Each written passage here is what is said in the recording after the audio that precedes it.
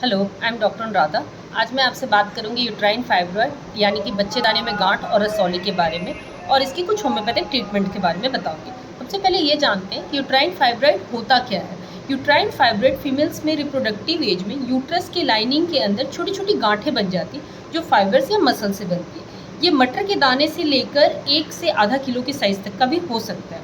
अब आते हैं इसके कारण पे कि यूट्राइन फाइब्रॉइड्स होता क्यों। यूट्राइन फाइब्रॉइड्स मोस्टली जेनेटिक देखा गया, यानी कि अगर फीमेल्स की माता जी को, नानी को, दादी को जेनेटिक ये रहा है तो ये उनके आगे के जनरेशन्स में भी पाया गया। ओबीस पेशेंट यानी मोटे लोगों में भी हमने पाया है कि यूट्राइन फाइब्रॉइड्स ज़्यादा देखे जाते हैं। अब इसके सिम्टम्स पे आते हैं। कभी कभी ये एसिम्टोमेटिक होता है, यानी फीमेल्स को कोई दिक्कत नहीं होती और उनको अल्ट्रासाउंड कराने पर पता चलता है। पर कभी कभी इनके साइज़ बड़े होने पर फीमेल्स को नीचे के पेट की तरफ दर्द यानी पेड़ों में दर्द होता है, हैवी मेंस्ट्रुअल ब्लीडिंग होते हैं, मेंस के समय बहुत ज़्यादा पेन होता है और कभी कभी देखा गया है कि फीमेल्स को कंसीव करने में भी दिक्कत होता है और अगर वो कंसीव कर लेती है या प्रेगनेंसी हो भी जाता है तो 3 से 4 महीने में वो अबॉर्ट हो जाता है, क्योंकि फीटस को प्रॉपर स्पेस नहीं मिलता है वहाँ पर ग्रो करने के लिए। अब आते हैं इसके होम्योपैथिक ट्रीटमेंट के बारे में।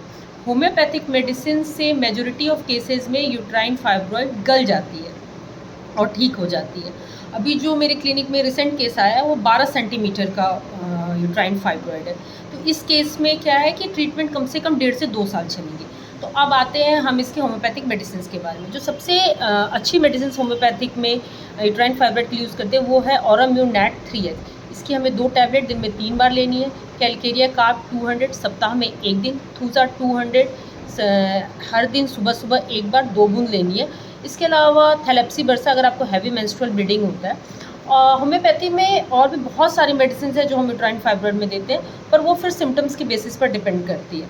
तो ये थी यूट्राइन फाइब्रॉइड के बारे में एक छोटी सी शॉर्ट इन्फॉर्मेशन। Thank you.